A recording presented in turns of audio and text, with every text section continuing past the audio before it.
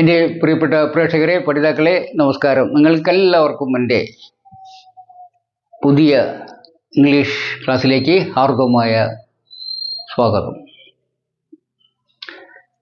നമ്മൾ ഇന്ന് പഠിക്കാൻ പോയത് കോംപ്ലക്സ് ആൻഡ് കോമ്പൗണ്ട് സെൻറ്റൻസ് എന്ന് പറഞ്ഞ ഒരു തരം സെൻറ്റൻസുകളെ കുറിച്ചാണ്. സെൻറ്റൻസുകളുടെ കൂട്ടത്തെക്കുറിച്ചാണ്. നമ്മൾ കറി വയ്ക്കുന്ന പോലെ തന്നെയാണ് സെൻറ്റൻസുകളുടെ കാര്യവും. നമ്മൾ കറി വയ്ക്കുമ്പോൾ ഒരു ഒറ്റ ഐറ്റം എടുത്ത് കറി വയ്ക്കും, അല്ലെ? പരിപ്പ് മാത്രം എടുത്ത് കറി വയ്ക്കും, അല്ലെങ്കിൽ കായ മാത്രം എടുത്ത് കറി വയ്ക്കും.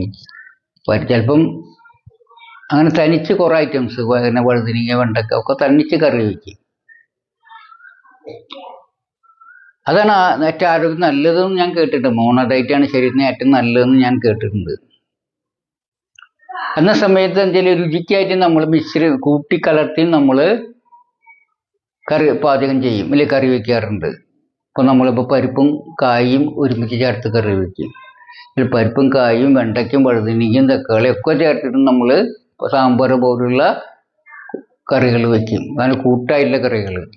ഈ കൂട്ടുകറികൾ പോലെ പറഞ്ഞാണ് കോമ്പൗണ്ട്. കൂട്ടായിട്ടുള്ള കറി വയ്ക്കുമ്പോൾ കൂട്ടുകറി എന്ന് പറയില്ല, എന്ന പോലെയാണ് അത് കോമ്പൗണ്ട് സെൻറ്റൻസ്.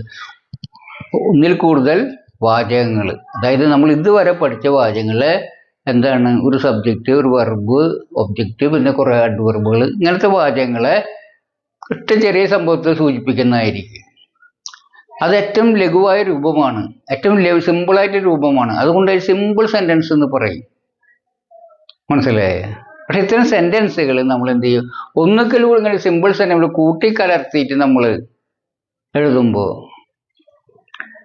അവയെ കോമ്പൗണ്ട് സെൻറ്റൻസുകൾ എന്ന് ചിലതിനെ വിളിക്കും. ചില ഗ്രൂപ്പുകളെ കോംപ്ലക്സ് എന്ന് വിളിക്കും. അപ്പോൾ കോംപ്ലക്സ്, കോമ്പൗണ്ട് എന്ന് രണ്ട് തരത്തിലുള്ള സെൻറ്റൻസുകൾ നമുക്ക് ഉണ്ടാക്കാം. എങ്ങനെ? ഒന്നിൽ കൂടുതൽ സിമ്പിൾ സെൻറ്റൻസുകളെ കൂട്ടിയോജിപ്പിച്ചുകൊണ്ട്. അങ്ങനെ രണ്ട് തരം ഉണ്ടാക്കാം. ഇതിൽ ഒന്നിനെ കോംപ്ലക്സ് എന്ന് പറയും, ഒന്നിനെ കോമ്പൗണ്ട് സെൻറ്റൻസ് പറയും. കോംപ്ലക്സിൻ്റെ അർത്ഥം എന്താ? വളരെ സങ്കീർണമായ, ബുദ്ധിമുട്ടുള്ള, പ്രയാസമുള്ള, അല്ലേ? മനസ്സിലാക്കാൻ പ്രയാസമുള്ള എന്നൊക്കെ അർത്ഥം. അപ്പോൾ കറിയുടെ കാര്യം പറഞ്ഞാൽ രുചി കുറവായിരിക്കുന്നത്, ബുദ്ധിമുട്ടുള്ളത്, കഴിക്കാൻ ബുദ്ധിമുട്ട് അതല്ലേ? അപ്പോൾ നമുക്കെന്താണെന്ന് വെച്ചാൽ ആദ്യം ഇത് പഠിക്കാം, ബുദ്ധിമുട്ടുള്ളത് എന്ത് പഠിക്കാം, കോംപ്ലക്സ് പഠിക്കാം. ഞാൻ അങ്ങനെയാണ് പലപ്പോഴും കറി വല്ല വിരുന്നൊക്കെ പോകുമ്പോൾ ഏറ്റവും ഇഷ്ടമില്ലാത്ത കറി ആദ്യം കഴിക്കും. എന്താ കാരണം? കാരണം വെച്ചാൽ നമ്മളവിടെ ചെല്ലുമ്പോൾ നമുക്ക് ഭക്ഷണം തരുന്ന ആതിഥേയർക്ക് എപ്പോഴും എന്തായിരിക്കും, നമ്മൾ കഴിക്കണം എന്നുള്ളതായിരിക്കും അവരാഗ്രഹം. കാരണം അവർക്ക് അത് കഴിക്കുമ്പോൾ അത് തയ്യാറാക്കിയവർക്ക് വല്ലാത്തൊരു സംതൃപ്തി കിട്ടും. അപ്പോൾ അവരെ കൊണ്ട് നമ്മൾ കഴിക്കാതിന് വല്ലാത്ത വിഷമം അവർക്കോ, എൻ്റെ പാചകം ഗുണമില്ല എന്ന് തോന്നിക്കഴിഞ്ഞാൽ വിഷമവും. അതില്ലാതിരിക്കാൻ ഞാൻ എന്ത് വെച്ചാൽ തന്നിട്ട് ഇഷ്ടമില്ലെങ്കിൽ ആ കറി കഴിക്കും. ലാസ്റ്റ് നല്ല ഇഷ്ടമുള്ള കഴിക്കുള്ളൂ. അപ്പോൾ എന്തുണ്ടാവുമെന്ന് വെച്ചാൽ നമുക്ക് സുഖമാണ്, തൃപ്തിയോട് കൂടിയിട്ട് നമുക്ക് ഈ ഭക്ഷണം അവസാനിപ്പിക്കും. അതിനൊരു സുഖം വേറെ ഉണ്ടല്ലോ. അവസാനം ഏറ്റപ്പെട്ട കഴിച്ചാൽ നമുക്ക് ആകെ തൃപ്തിയില്ലാണ്ട് ആവും. ഇതാണ് എൻ്റെ രീതിയിൽ. ഞാൻ ഒരിക്കലും എൻ്റെ ഫാദറിനോട് പറഞ്ഞപ്പോൾ ആള് പറഞ്ഞു അത് എപ്പോഴും ശരിയാവണമെന്നില്ലേ. കാരണം ആളതുപോലെ ഒരിക്കൽ ഒരു വിരുന്നിന് പോയി, പുതിയ ബന്ധുതയാണ്. അതുപോലെ തന്നെ ആളും എൻ്റെ ഇതിൽ അങ്ങനെ വിചാരിച്ചു അവർക്ക് വിഷമിക്കേണ്ട എന്ന് പറഞ്ഞിട്ട് ഏറ്റവും ഇഷ്ടമില്ലാത്ത കറികൾ കഴിക്കാമെന്ന് വിചാരിച്ചു. അപ്പോൾ ആൾക്ക് മൊത്തം എലിശ്ശേരി കണ്ണിൽ കണ്ടുകൂടാ. അപ്പോൾ അതെന്ന് അവർക്ക് ആദ്യം അതൊക്കെ കൊണ്ടിട്ടേക്കണം. അപ്പോൾ ആളെന്ത് വെച്ചാൽ ഇത് വേഗം കഴിച്ചു തീർത്തിട്ട് നല്ല കറി കൂട്ടി ലാസ്റ്റേക്ക് എടുത്ത് വെച്ചു. അപ്പോൾ വിചാരിച്ചു അയാൾ ഇത്, പിന്നെ മാത്രമല്ല അയാൾ കറി കുറച്ച് കഴിച്ചാൽ മതി, ചോറും. കാരണം പായസം ഉണ്ട്, നല്ല അടുപ്പുറത്തോണ്, അങ്ങനത്തെ എന്തോ പാലടയാണ്, അത് കുടിക്കാന്ന് വിചാരിച്ചു. എന്തുണ്ടായെന്ന് വെച്ചാൽ ഇത് തിന്ന് കഴിഞ്ഞ ശേഷം അതിൻ്റെ ഒരു 3 ഇരട്ടി മത്തങ്ങ ചാള കൊണ്ടിട്ടു. പിന്നെ അത് കഴിക്കാതിരിക്കാൻ പറ്റുമോ? അതന്നെ ആൾ പിന്നെയും കഴിച്ചു. ചോറും കഴിക്കാൻ പറ്റില്ല ആൾ. പിന്നെ പുള്ളിക്ക് എന്താ വെച്ചാൽ കറി കുടിച്ചിട്ട് ചോറിനെ പുള്ളിക്കും വയറും നിറഞ്ഞു. പായസം കുടിക്കാനായിട്ട് കഷ്ടി തൊട്ട് ചാവ് വയ്ക്കാനേ പറ്റില്ല പായസം. പാൽക്കാക്ക വിഷമായി. ഇതേപോലെ ഉണ്ടാവുക ചിലപ്പോൾ. എങ്കിലും ഈ രീതി നമുക്ക് ഫോളോ ചെയ്യാം എന്നാണ് എൻ്റെ ഒരു ഐഡിയ. അതുകൊണ്ട് നമുക്ക് കോംപ്ലക്സ് ആദ്യം പഠിക്കാം. എന്താണ് കോംപ്ലക്സ് എന്ന് വെച്ച് കഴിഞ്ഞാൽ, നമ്മൾ ഒന്ന് രണ്ട് വാചകങ്ങൾ നമ്മൾ ആദ്യം ചെറിയ രണ്ട് വാചകങ്ങൾ കൂട്ടി യോജിച്ച് പഠിക്കും. അപ്പോൾ രണ്ട് വാചകങ്ങൾ എടുത്തിട്ട് അതിൽ ഒരു വാചകത്തെ മെയിൻ വാചകമാക്കുക, മറ്റേ വാചകത്തെ ആ മെയിൻ വാചകത്തിൻ്റെ ഒരു ഭാഗമായി മാറ്റുക. അങ്ങനെ വരുമ്പോൾ ആ രണ്ട് വാചകങ്ങൾ ചേർന്ന കോംപ്ലക്സ് എന്ന് പറയും. എന്താ ചെയ്യുക, രണ്ട് വാചകങ്ങൾ കൂട്ടി യോജിപ്പിക്കുമ്പോൾ അതിലൊന്ന് മെയിൻ വാചകമാക്കി കണക്കാക്കുകയും മറ്റേ വാചകത്തെ അതിൻ്റെ ഒരു ചെറിയ ഭാഗമാക്കി മാറ്റുകയും ചെയ്യുക. അപ്പോൾ മെയിൻ വാചകത്തിനെ മെയിൻ ക്ലോസ് എന്നും വിളിക്കും. പിന്നെ നമ്മൾ ആ മെയിൻ വാചകത്തിൻ്റെ ഒരു ചെറിയ ഭാഗമാക്കി മാറ്റുന്ന വാചകത്തെ എന്തെന്ന് വിളിക്കും, സബോർഡിനേറ്റ് ക്ലോസ് എന്ന് പറയും. ആശ്രിത വാക്യം എന്ന് മലയാളത്തിൽ പറയും, മറ്റേന് പ്രധാന വാക്യം. അപ്പോൾ ഒരു ആശ്രിത വാക്യവും ഒരു പ്രധാന വാക്യവും ചേർന്നാൽ എന്ത് പറയാം, നമുക്ക് കോംപ്ലക്സ് എന്ന് പറയാം. ഒന്ന്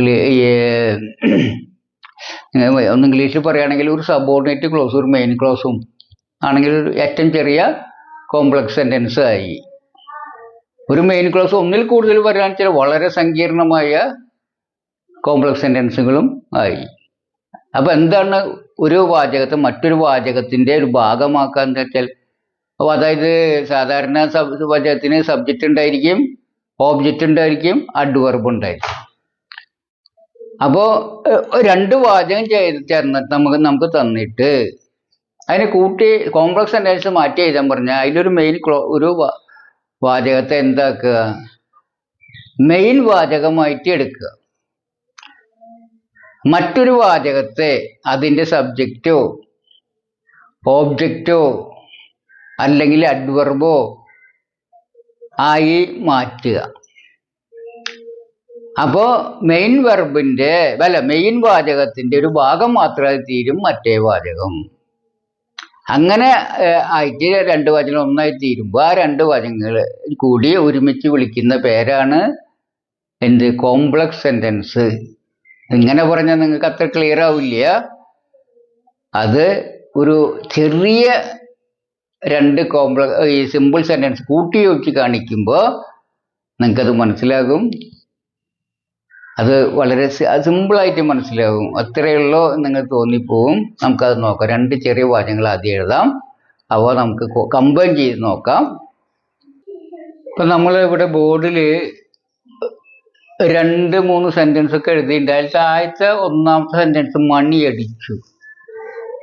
നമ്മളിത് പഠിച്ചിട്ടുള്ള ടൈപ്പ് സെൻറ്റൻസ് ആണ്. ഒരു സബ്ജക്റ്റ് വെർബ് ഫസ്റ്റ് ടൈപ്പാണ്. അത് ബെൽ റാങ് എന്നാണ് നമുക്കറിയാം, അല്ലേ? Bell rang. വിദ്യാർത്ഥികൾ ക്ലാസ്സിലേക്ക് പോയി, അത് നമുക്കറിയാം, ഫസ്റ്റ് ടൈപ്പാണ്. വിദ്യാർത്ഥികൾ സ്റ്റുഡൻസ്. പോയി വെന്റ്, എവിടേക്ക്? ഇൻ ടു ക്ലാസ്, ക്ലാസ്സിലേക്ക് പോയി. ഈ വാചകം രണ്ട് വാചകങ്ങൾ, രണ്ട് സിമ്പിൾ സെൻറ്റൻസ് പറയും. ഇതുവരെ പഠിച്ച വാചകങ്ങൾ ആണ്. അത് ഫസ്റ്റ് 2 ടൈപ്പിൽ വാചകമാണ് എന്ന് നിങ്ങൾക്ക് അറിയാം. ഇനി വിദ്യാർത്ഥികൾ 10 മണിക്ക് ക്ലാസ്സിലേക്ക് പോയി എന്ന വാചകം എടുക്കുക. ഇതും മറ്റൊരു വാചകമാണ്. വിദ്യാർത്ഥികൾ സബ്ജക്റ്റ്, ക്ലാസ്സിലേക്ക് അഡ്വർബ്, അല്ല 10 മണിക്ക് അഡ്വർബ്, ക്ലാസ്സിലേക്ക് അഡ്വർബ്, പോയി വെർബ്. നമുക്കറിയാം. അപ്പോൾ അതെങ്ങനെ ട്രാൻസ്ലേറ്റ് ചെയ്യുക? രണ്ട് അഡ്വർബ്, ഒരു സബ്ജക്റ്റ്, ഒരു വെർബ്. നമുക്കറിയാം സബ്ജക്റ്റ് വെർബ് രണ്ട് അഡ്വർബുകളാണ് വെക്കേണ്ടതെന്ന്. Students went in to class at 10 മണിക്ക് എന്ന് പറയുമ്പോൾ അറ്റ് വയ്ക്കണം കേട്ടോ. ഇവിടെ at 10 o'clock. Students went in to class at 10 o'clock. കർക്കറിയാറ്റ് അവസാനം വെക്കേണ്ടത് സമയത്തെ കുറിക്കുന്ന അഡ്വർബാണ്. അതുകൊണ്ടാണ് അങ്ങനെ വെച്ചത്. അത് നിങ്ങൾക്കറിയാലോ. ശരി. അപ്പോൾ നമുക്ക് ഇത് നമുക്ക് കൃത്യമായിട്ട് ഇത് വാചകം നിങ്ങൾക്ക് എഴുതാൻ അറിയാം. ഇതിൽ ഒരു ചോദ്യം ഞങ്ങളോട് ചോദിക്കുകയാണ്, എപ്പോഴാണ് കുട്ടികൾ ക്ലാസ്സിൽ പോയത്? When did the student go in to the class എന്ന് ചോദിച്ചാൽ നിങ്ങൾ എന്താ ഉത്തരം പറയും? 10 മണിക്ക് എന്ന ഉത്തരം. അപ്പോൾ എപ്പോൾ പോയി എന്ന് ചോദിക്കുമ്പോൾ അതിന് ഉത്തരമായിട്ട് വരുന്നത് അഡ്വർബ് നമ്മൾ പഠിച്ചിട്ടുണ്ട്. അപ്പോൾ ഇതൊരു അഡ്വർബാണ് അല്ലേ? ഈ അഡ്വർബാണ് ഇത് വെച്ച്. അപ്പോൾ എപ്പോൾ ഒന്ന് ചോദ്യോത്തരമായി വരുന്ന ഒരു ഭാഗം നമുക്ക് എന്തായിട്ട് കണക്കാക്കാം? അഡ്വർബായിട്ട്. ഇതിലിപ്പോ അഡ്വർബായിട്ട് വന്നിട്ടുള്ളത് എന്താണ്? ഒരു പ്രിപ്പോസിഷണൽ ഫ്രേസ് ആണ്. ഇനി വേണമെങ്കിൽ ഒരു വാചകം തന്നെ വന്നാലും അതെന്താ അഡ്വർബായിട്ട് കണക്കാക്കുക. എപ്പോൾ എന്ന ചോദ്യത്തിന് ഉത്തരമായിട്ട് ഒരു വാക്ക് വന്നാലും അതേപോലെ ഒരു ഫ്രേസ് വന്നാലും അത് അഡ്വർബാണ്. എന്ന പോലെ തന്നെയാണ് എപ്പോൾ ചോദ്യത്തിന് ഉത്തരമായിട്ട് ഒരു വാചകം വന്നാലും ആ വാചകത്തെ നമ്മൾ അഡ്വർബ് എന്ന് പറയും. അഡ്വർബ് വാചകമായതുകൊണ്ട് അഡ്വർബിയൽ ക്ലോസ് എന്ന് പറയും. എന്താ പറയാ? അഡ്വർബിയൽ ക്ലോസ്. അങ്ങനെ ഒരു അഡ്വർബിയൽ ക്ലോസും ഇതിന്റെ സ്ഥാനത്ത് വരാം. ഇപ്പൊ നോക്ക്, ഇങ്ങനെയാണ് മണിയടിച്ചപ്പോൾ കുട്ടികൾ ക്ലാസ്സിൽ കയറി എന്ന് വിചാരിക്കുക. 10 മണിക്ക് ക്ലാസ്സിൽ കയറിയതിന് പകരം കുട്ടികൾ മണിയടിച്ചപ്പോൾ ക്ലാസ്സിലേക്ക് പോയി എന്നാണ് പറഞ്ഞെങ്കിലോ? എപ്പോഴാ പോയി? മണിയടിച്ചോ അപ്പോൾ, മണിയടിച്ചപ്പോൾ അല്ലേ? അപ്പൊ എപ്പോഴാണ് പോയത് കുട്ടികള്? മണിയടിച്ചപ്പോൾ. അപ്പൊ മണിയടിച്ചു എന്നൊരു വാചകം നമ്മൾ നേരത്തെ കണ്ടു. ആ വാചകത്തിന്റെ കൂടെ അപ്പോൾ എന്ന് ചേർത്ത മണിയടിച്ചപ്പോൾ എന്നായി. അപ്പൊ ഇതിന്റെ കൂടെ നമ്മൾ മലയാളത്തില് മണിയടിച്ചു ഈ 2 വാചകങ്ങളെ കൂട്ടിയോജിക്കാൻ പറഞ്ഞാൽ മണിയടിച്ചു കുട്ടികൾ ക്ലാസ്സിൽ കയറി, വിദ്യാർത്ഥികൾ ക്ലാസ്സിൽ കയറി. അപ്പൊ നമുക്ക് ഒന്നിച്ച് അങ്ങനെ പറയാം, മണിയടിച്ചപ്പോൾ വിദ്യാർത്ഥികൾ ക്ലാസ്സിൽ കയറി എന്ന് പറയാം അല്ലേ? അപ്പൊ 2 വാചകം ഒന്നായി ചെയ്തു. ഈ മണിയടിച്ചപ്പോൾ എന്നുള്ള എപ്പോഴാ ക്ലാസ്സിൽ കഴിഞ്ഞ എന്ന ചോദ്യം ഉത്തരമായിട്ട് വരുന്ന ഭാഗമാണ്. അപ്പോൾ മണിയടിച്ചപ്പോൾ എന്താണ്? അത് അഡ്വർബാണ്, അഡ്വർബിയൽ ക്ലോസ് ആണ്. ഇത് ഈക്വലൻ ടു അറ്റ് ടൈം. എപ്പോൾ ക്ലാസ്സിൽ കയറി? 10 മണിക്ക് ക്ലാസ്സിൽ കയറി എന്ന് പറയുന്ന പോലെ എപ്പോൾ കയറി? മണിയടിച്ചപ്പോൾ. അപ്പൊ മണിയടിച്ചപ്പോൾ എന്ന് പറയുന്ന, മണിയടിച്ചു അതിന്റെ കൂടെ അപ്പോൾ എന്ന വാക്ക് ഉണ്ടാകുന്ന വാചകം എന്താണ്?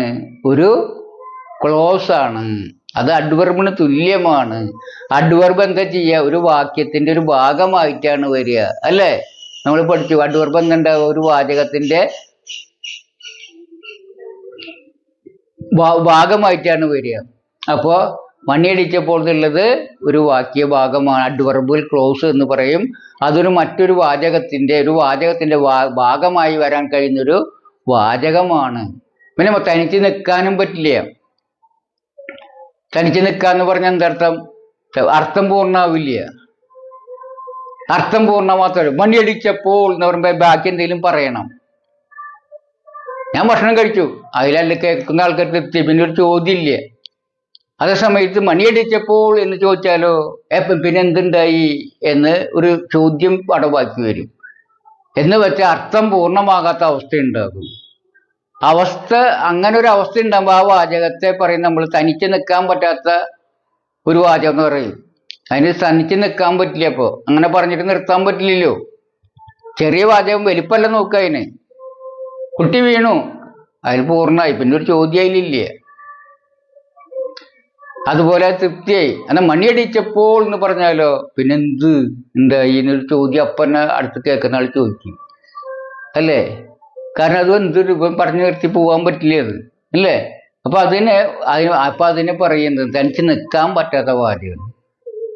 കുട്ടികൾ ക്ലാസ്സിലേക്ക് കയറിയ തനിച്ച് നിൽക്കാൻ പറ്റുന്ന വാചക. അപ്പോ ഈ 10 മണിയുടെ സ്ഥാനത്ത് വേണമെങ്കിൽ നമുക്ക് ഇങ്ങനെ വെക്കാം. മണിയടിച്ചപ്പോൾ ക്ലാസ്സിൽ കയറിയെന്ന് ഇതിന് കൂടെ വെക്കാൻ വിചാരിക്കാം. അപ്പോ നമുക്ക് എങ്ങനെ വെക്കാം? മണിയടിച്ചപ്പോൾ എന്നുള്ളത് ഈ വാചകത്തിന്റെ ഇങ്ങനെയൊക്കെ ചേർക്കുകയാണെങ്കിൽ മണി അടിച്ചപ്പോൾ എന്നിവിടെ ചേർക്കുകയാണെങ്കിൽ മണിയടിച്ചപ്പോൾ ആ മണിയടിച്ചു അതിന്റെ കൂടെ അപ്പോൾ ചേർക്കുമ്പോൾ മണിയടിച്ചപ്പോൾ വിദ്യാർത്ഥികൾ അപ്പൊ പിന്നെ ഇത് വേണ്ട, അതിന് പകരമാണ് നമ്മൾ വിദ്യാർത്ഥികൾ ക്ലാസ്സിൽ. ഇതിന്റെ സ്ഥാനത്ത് ഇത് മണിയടിച്ചപ്പോൾ വിദ്യാർത്ഥികൾ ക്ലാസ്സിലേക്ക് പോയി.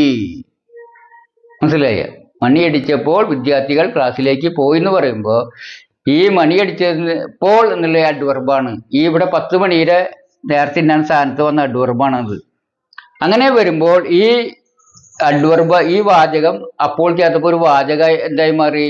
തനിക്ക് നിൽക്കാൻ പറ്റാത്തൊരു വാചകമായി, ഒരു ആശ്രിത വാചകമായി, ഡിപ്പെൻഡന്റ് ക്ലോസോ സബോർഡിനേറ്റ് ക്ലോസ് എന്ന് വിളിക്കും. അങ്ങനെ ഒരു വാചകമായി. അപ്പൊ ഇത് ആ മെയിൻ വാചകം, ഇത് ഇതിന്റെ ഒരു ഭാഗവുമാണ്. വിദ്യാർത്ഥികൾ ക്ലാസ്സിലേക്ക് കയറി എന്ന വാചകത്തിന്റെ ഒരു ഭാഗമാണ് മണിയടിച്ചപ്പോൾ എന്നുള്ളത്, അല്ലേ? മണിയടിച്ചപ്പോൾ വിദ്യാർത്ഥികൾ ക്ലാസ്സിലേക്ക് പോയി എന്നുള്ളതിന്റെ ഒരു ഭാഗം മാത്രമാണ് മണിയടിച്ചപ്പോൾ എന്നുള്ളത്. അവിടെ 10 മണിക്ക് എന്നതിന്റെ സ്ഥാനത്ത് വന്നതാണത്. അപ്പോൾ ഒരു അഡ്വർബാണ്. അഡ്വർബ് തുല്യമായിട്ടൊരു വാചകം കൂടിയാണ്. അപ്പൊ അഡ്വർബാണ്, അതേസമയം ഒരു വാചകം കൂടിയാകുമ്പോൾ അഡ്വർബിയൽ ക്ലോസ് എന്ന് പറയും.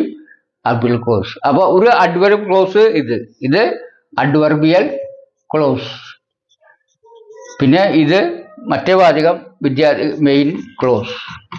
ഇങ്ങനെ 2 വാചകങ്ങള് കൂടി ചേരുമ്പോൾ ഉണ്ടാകുന്ന മെയിൻ ക്ലോസും അഡ്വർബിയൽ ക്ലോസും കൂടി ചേർന്നുണ്ടാകുന്ന ഒരു മെയിൻ ക്ലോസും ഒരു അഡ്വർബ് ക്ലോസ്, രണ്ടും കൂടി ചേർന്നുണ്ടാകുമ്പോൾ എന്തുണ്ടാകും? അതൊരു എന്ത് വാചകം എന്ന് പറയും? കോംപ്ലക്സ് ഈ വാചകം എന്ന് പറയും. കോംപ്ലക്സ് സെന്റൻസ് എന്ന് പറയും. അപ്പൊ രണ്ടിനെയും കൂട്ടി യോജിപ്പിക്കാൻ എന്താണ് ഉപയോഗിച്ചപ്പോഴാണ് കൂട്ടി യോജിച്ചത്? അപ്പോൾ എന്ന് ചേരുമ്പോൾ, ഇതിൻ്റെ കൂടെ ഒരു അപ്പോൾ ചേർത്ത് കഴിഞ്ഞാൽ ഈ വാചകം കൂട്ടിച്ചേർത്ത് പറയും. മണിയടിച്ചപ്പോൾ വിദ്യാർത്ഥികൾ ക്ലാസ്സിലേക്ക് പോയി, അല്ലേ? വെറും ഒരു അപ്പോൾ എന്നൊരു വാചകമാണ് ഇതിൽ ആവശ്യമായി വരുന്നത്, ഇതിനെ യോജിപ്പിക്കാൻ. അപ്പോൾ ഇംഗ്ലീഷിൽ വെൻ എന്ന് പറയും. അപ്പോൾ അപ്പോൾ എന്നൊരു കൺജക്ഷൻ കൂട്ടിച്ചേർത്താൽ ഈ 2 വാചകങ്ങളെ നമുക്ക് ഒന്നിപ്പിക്കാം. അപ്പൊ അങ്ങനെ യോജിപ്പിക്കാവുന്ന വാക്കുകളെ കൺജങ്ഷൻ എന്ന് പറയും. ഈ ഒരു വാക്കുണ്ടെങ്കിൽ 2 വാചകം ഒന്നായി. അപ്പൊ 2 സിമ്പിൾ സെന്റൻസ് അഥവാ ബേസിക് സെന്റൻസിനെ നമുക്ക് കൂട്ടിച്ചേർത്ത് ഒരു വലിയ വാചകമാക്കാമെന്ന് നമ്മൾ കണ്ടു. When bell rang students went into class. വലിയൊരു വാചകം പോലെ നമുക്ക് തോന്നും, ഒന്നുമില്ല. അപ്പോ നമുക്ക് എങ്ങനെ ഇതിന് ഇംഗ്ലീഷ് എഴുതാം? വെൻ ബെൽ റാങ്, ഇതാണ്. ഇങ്ങനെ 2 തരത്തിൽ എഴുതാം. വെൻ. അപ്പൊ ഇത് ഈ വാചകത്തിന്റെ ഒരു സബോർഡിനേറ്റ് ക്ലോസ് എന്ന് പറയും, ഡിപ്പെൻഡന്റ് ക്ലോസ് എന്ന് പറയും. സബോർഡിനേറ്റ് ക്ലോസ് എന്ന് പറയും.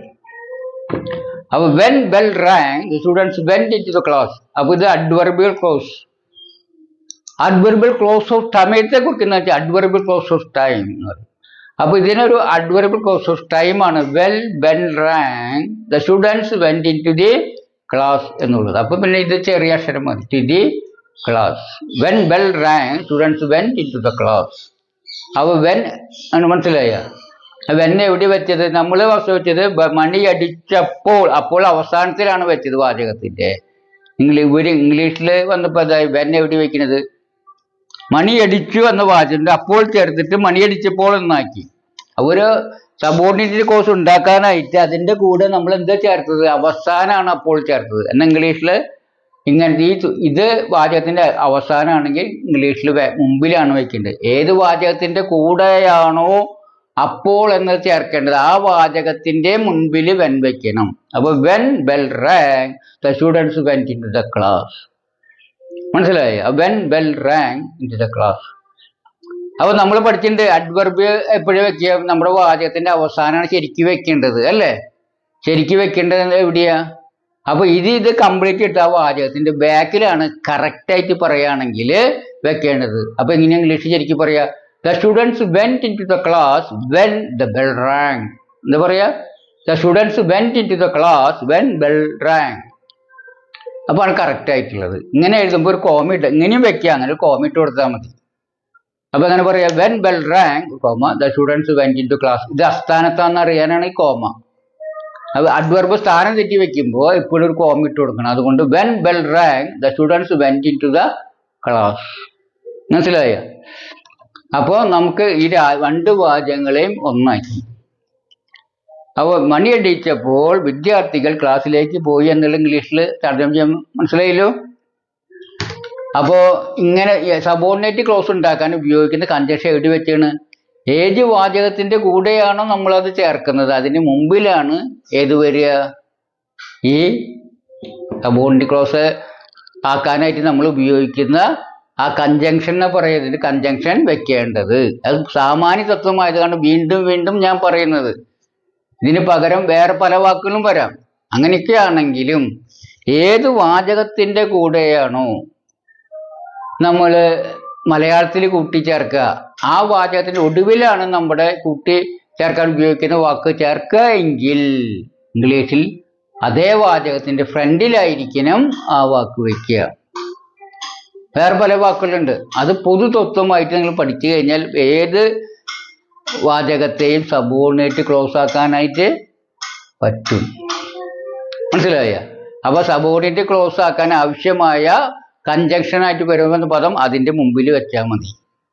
അങ്ങനെ വരുന്ന പദം വേണമെങ്കിൽ മുൻപിൽ വെക്കാം, ബാക്കിൽ വെക്കാം. അപ്പൊ ഈ വാചകം മെയിനും ഇത് സബോർഡിനേറ്റും. ഇതിന്റെ ബാക്കിൽ വെക്കുകയാണ് ശരി, കറക്റ്റ്. അപ്പോൾ the students went in to class എപ്പോഴാണ്? വെൻ ബെൽ റാങ് പറയാം. അപ്പോൾ വാചകം ശരി. അല്ല എങ്കിൽ when bell rang the students went in to class അങ്ങനെയും പറയാം. കൂടുതൽ കോമ ഇടണം എന്ന് പ്രത്യേകം ശ്രദ്ധിക്കണം. കാരണം അസ്ഥാനത്താണ് അഡ്വർബിയൽ ഫ്രേസ് കിടക്കുന്നത്. നമുക്ക് ഏറ്റവും ഒടുവിലാണ് വേണ്ടെന്ന് അറിയാലോ. അതുകൊണ്ട് ഇത്തരം കാര്യങ്ങൾ ഏകദേശം മനസ്സിലായല്ലോ. ഒന്ന് രണ്ട് വാചകങ്ങൾ കൂടി എഴുതി പഠിക്കുമ്പോൾ നിങ്ങൾക്ക് അത് ക്ലിയർ ആവും. ഇപ്പൊ കോംപ്ലക്സ് സെന്റൻസിലെ ഏറ്റവും ലഘുവായ ഒരെണ്ണം നമ്മൾ കണ്ടു കഴിഞ്ഞു. ഇനി നമുക്ക് വേറെ ഒരെണ്ണം കൂടി നമുക്ക് നോക്കാം. അത് കഴിഞ്ഞിട്ട് ക്ലാസ് അവസാനിപ്പിക്കാം. അപ്പൊ അതായത് പറയുന്നത് നിങ്ങൾ നന്നായി പഠിക്കുന്നു. ഒരു വാചകം എടുക്കുക. നിങ്ങൾ നന്നായി പഠിക്കുന്നു എന്നൊരു വാചകം എടുക്കുക. നിങ്ങൾ പാസ്സാവും. നിങ്ങൾ പാസ്സാകും.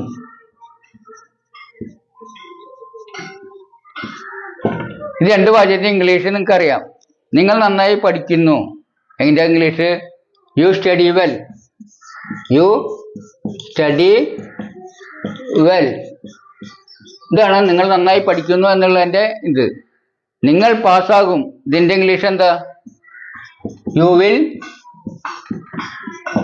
പാസ് അല്ലേ? അപ്പൊ നമുക്ക് വേണമെങ്കിൽ നമുക്ക് യോജിപ്പിക്കാൻ വേണമെങ്കിൽ നിങ്ങൾ നന്നായി പഠിക്കുന്നു, നിങ്ങൾ നന്നായി പാസ്സാകും എന്ന രണ്ട് വാചകങ്ങളാണ് വിചാരിക്കുക. നമുക്ക് വേണമെങ്കിൽ യോജിക്കാം. നിങ്ങൾ നന്നായി പഠിക്കുന്നുവെങ്കിൽ നിങ്ങൾ പാസ്സാകും. അങ്ങനെ യോജിച്ച് പറഞ്ഞൂടെ?